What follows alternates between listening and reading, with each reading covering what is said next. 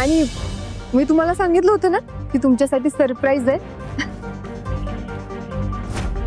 चला अगं इथं बसा, मी आले. सावकाश. काय या पोरीचं बाई.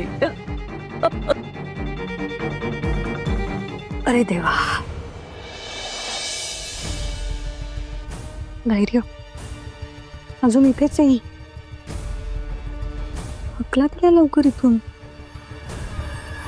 मला तर असं झालंय ना, कधी ती ह्या घरातून जाते आणि मी माझं दायऱ्यांच्या मिठीत येते.